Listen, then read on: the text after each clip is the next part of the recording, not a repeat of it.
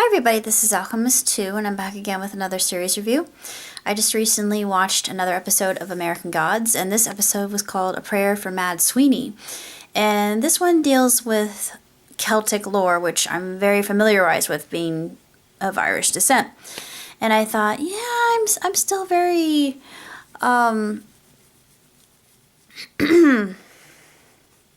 well versed on a lot of the legends that come from the people of the mountains, as Essie called our Leprechaun. And now we know from whence the Leprechaun actually came, and his origin, and Essie's origin, and she is a very multifaceted character from the beginning.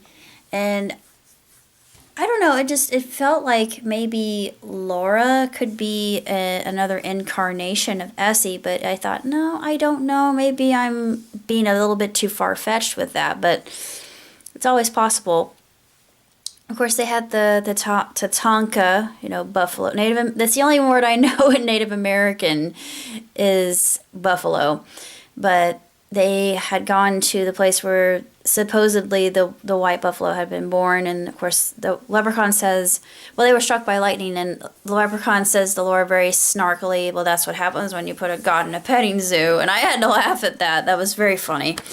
And they commandeer, for lack of a better term, an ice cream truck, and of course the ice cream truck driver says, it's not mine, it's my boss's. And she says, take this, tell your boss you were robbed because you were. And he looks at him and he says, my boss isn't going to believe me. And of course the ginger says, well, I think what he means is that he won't take his word for it unless there's been some kind of tussle. And he looks at Laura and he says, please hit me. And he's like, oh, laddie, you don't want her hitting you. I thought, no, you don't, because she's like the Hulk on steroids, man. But it was really just a sensational episode. We get to see the narrator again. I love the narrator. I guess it's because I'm a writer myself, so I'm a little bit biased, but just the way he portrays a story, the poetry, the vivid nature, his ability to describe, and the way the words just kind of trickle off the page and leap into life, and it's really beautiful. And I think, oh my gosh, just that writing is so perfect.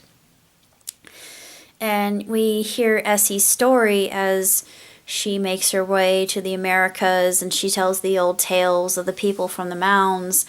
And it's just, I felt such a connection to that because I've always had a very strong tie to Ireland, even though Dad said, oh, we're not Irish. And I'm, Daddy, I hate to tell you, but we're more Irish than we are German. So, hate to say I told you so. I was always right. We were more British than we were Aryan, I suppose. But the episode then takes it's two stories going on at once. It's mostly about Essie and her journey and going to London and her ritual of appeasing the leprechauns and the fairies and the spirits of the land. She thought that they would follow her, and it's so compelling, and you're just completely mesmerized by the whole thing. It's not boring at all. And I noticed there were some really intriguing camera angles. They had one that I absolutely loved. They had a voyeur shot. I had missed this. What's known as a keyhole it's basically called a voyeur shot, and I don't know if Mr. Hitchcock was the one that invented this, but he would film through a peephole, and he did that in Psycho, but he had a view and it just gave a kind of unease. This was more of a segue or transition to Laura and the Leprechaun.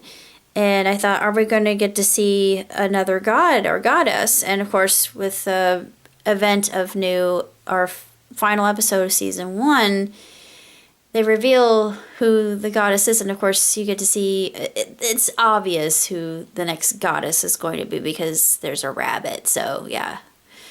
Spoiler alert, it's Ostara, or Easter. I'm excited because I've always enjoyed, even though it's a Babylonian sort of thing, I still like Easter. Easter is one of my favorite holidays. So yeah, I guess that, I'm always going to celebrate Easter. I don't care. It's just something I've always relished. And, he's been talking about resurrection, and the last episode just looks like it's going to be unbelievable, but it has been a ride and a half, but it's so good. It's one of the best things on television that I've seen in years. And this episode goes without saying. The episodes just keep getting better and better. And of course, what's interesting about this episode is the djinn. What happens for Laura and the Leprechaun to find themselves in the predicament to commandeer the ice cream truck is the djinn.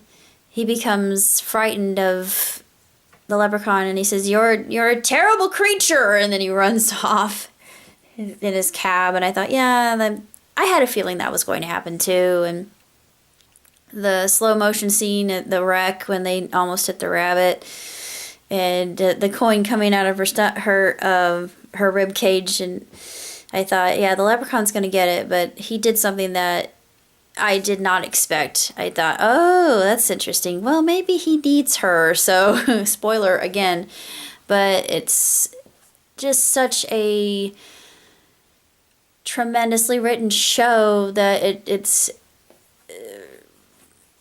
nothing else even compares to this type of writing. The only thing that was even close to it was Blunt Talk, which I really enjoyed, and I hope they bring back. And of course, Queen Sugar's coming back. I'm excited. I think it's coming back tonight, and I adored season 1, and I heard about it on the local hip hop station. I'm thinking, Queen Sugar's back. Queen Sugar's back. But that's all I have to say for now. Until next time. Live long, prosper. Ciao, tutti.